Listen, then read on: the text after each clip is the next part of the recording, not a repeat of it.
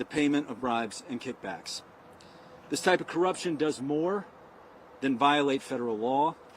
It erodes the very foundation of democratic governance. When citizens cannot trust their elected representatives to act in the public trust, faith in our institutions crumbles. The people of North Charleston deserve better. All South Carolinians deserve better. The charges announced today send a message that goes far beyond North Charleston to anyone in South Carolina who will abuse public office for private gain. We will find you and we will hold you to account. I want to thank the FBI, our partners at the South Carolina Law Enforcement Division, and our dedicated team of prosecutors and professional support staff in my office for their tireless work on this case. I'll now hand it over to Special Agent in Charge, Steve Jensen.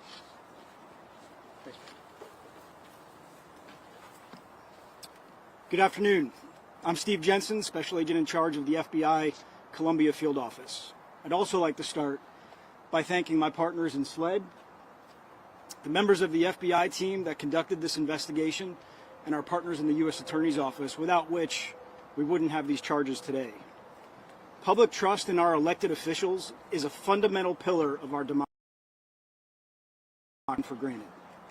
Unfortunately, as alleged in these indictments, the defendants abused that trust, using their positions of power and influence to orchestrate backdoor deals for personal gain. In early 2024, the FBI, in collaboration with SLED, launched an investigation into these allegations of public corruption involving certain members previously outlined by the U.S. Attorney of the North Charleston City Council's office. The charges outlined are deeply troubling, and citizens have a right to expect honesty, fairness, and integrity from their leaders. The alleged actions of these defendants betray those principles. Public corruption not only leads to financial losses, but also erodes public confidence in our institutions. Let me be clear, no one is above the law. The FBI, along with our law enforcement partners, remain committed to aggressive and holding those responsible accountable. If you have information about public corruption or other crimes, I urge you to come forward. Call 1-800-CALL-FBI or submit online tips to fbi.tips.gov. Again, that's fbi.tips.gov. And I'll turn it back over to Brooke for any questions. We're limited in the questions we can answer right now, given the posture of the case, but I'll be happy to take a few. Can you talk a little bit more about the investigation that led up to this today?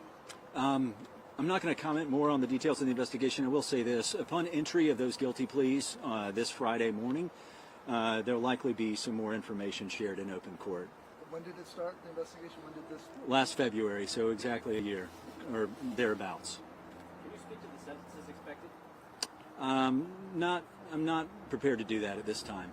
Thank you. Can you talk about what prompted the investigation?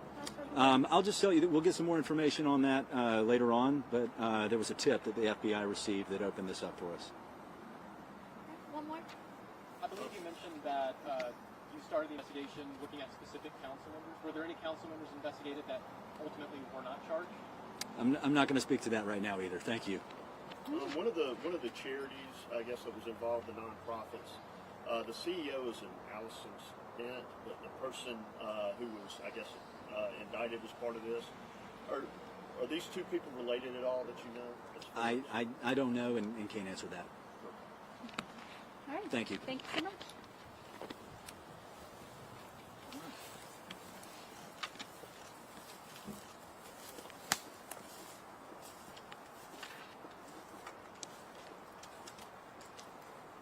I can put this in the email, but what he was saying about court on Friday is that the four who are entering their information, they're going to enter their pleas on Friday morning. So 4 people involved are entering. 3 or 4? So there are 8 people total, but 4 people are entering information, which is that they weren't indicted. They're going to plead, and they're going to plead this Friday. Can you list? I'm sorry. Can you list those 4 people that are pleading guilty? Yes. It's sorry. Let me pull up so I don't say it. It's Jerome Hayward, Okay. Sandino Moses,